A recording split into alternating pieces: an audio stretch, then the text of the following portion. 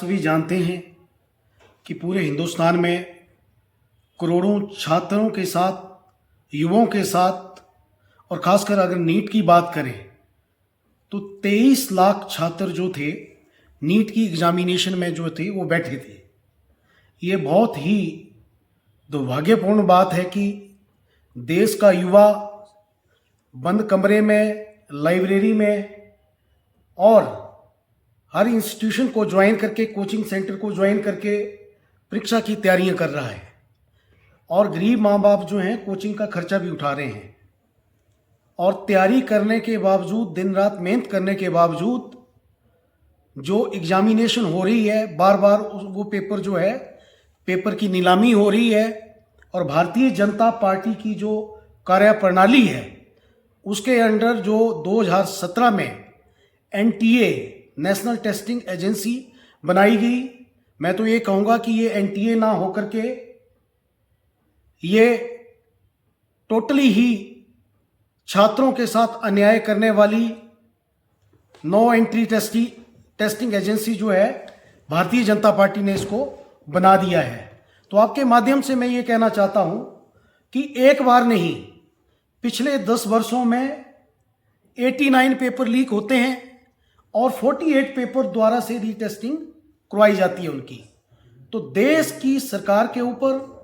और देश की सरकार की कार्यप्रणाली के ऊपर ये गंभीर आरोप मैं आपके समक्ष लगाता हूं कि भारतीय जनता पार्टी की जो सरकार है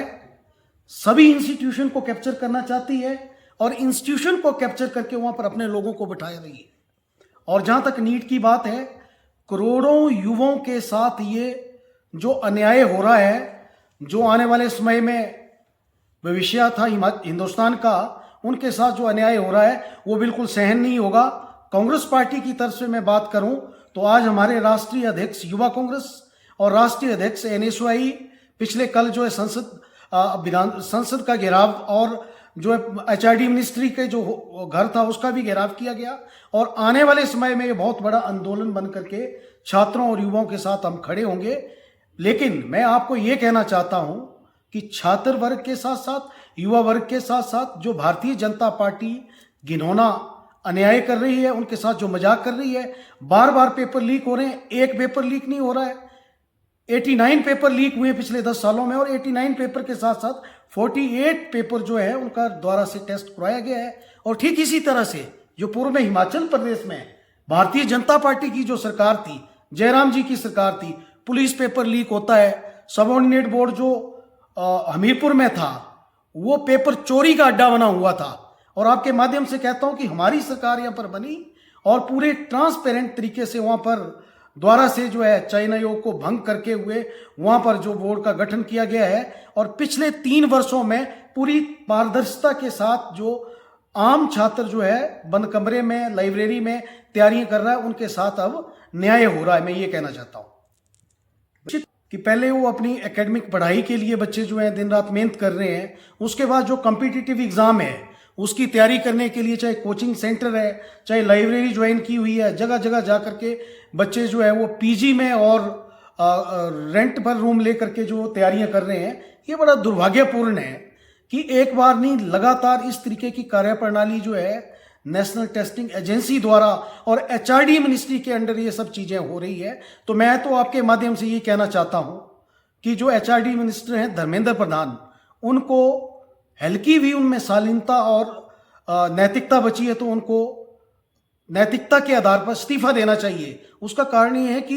एक आध बार गलती हो सकती है, लेकिन पिछले 10 सालों में 89 पेपर जो हैं वो लीक होना, ये एक बहुत बड़ा षड्यंत्र और गिरोह है जहां पर पेपर की नीलामी हो रही है और गोरख धंधा चला हुआ है। मैं ये कहना चाहता हूं।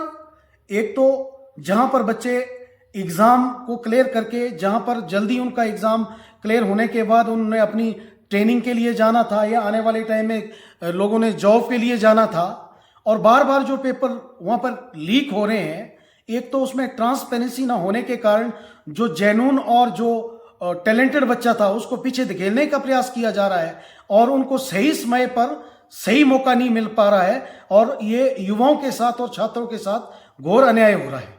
आपको ठीक कहा कि जहां तक भविष्य के लिए जो आने वाले आईएएस हैं, प्रोफेसर्स हैं, डॉक्टर्स हैं, जो हमारे भारत के भावी निर्माण दाता हैं, और वहाँ पर जो सिलेक्शन का क्राइटेरिया है और वहाँ पर जो दमदार और इंटेलिजेंट लोग आगे आएंगे, उसके साथ किसी भी तरह का समझौता जो है वो नहीं होना चाहिए। और एक ऐसी नीति बनानी चाहिए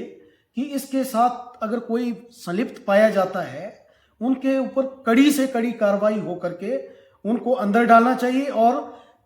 भविष्य के साथ किसी भी प्रकार का जो सौदा है वो नहीं होना चाहिए। ये छात्रों के भविष्य की बात करूं, चाहे देश के भविष्य की बात करूं, जो पढ़ा लिखा टैलेंटेड युवा अपने दम पर आगे आ रहा है, उसको रोकने का प्रयास जो है केंद्र सरकार में ये कुछ एक लोग बैठे हुए हैं विशेष विचारधारा के, जो अपनी विचारधारा के लोगों को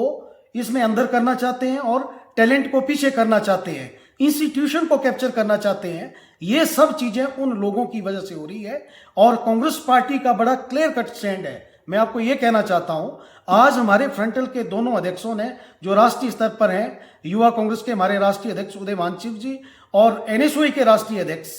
पूरी देश स्तर पर सड़क से लेकर के, कल राहुल गांधी जी ने भी ये कहा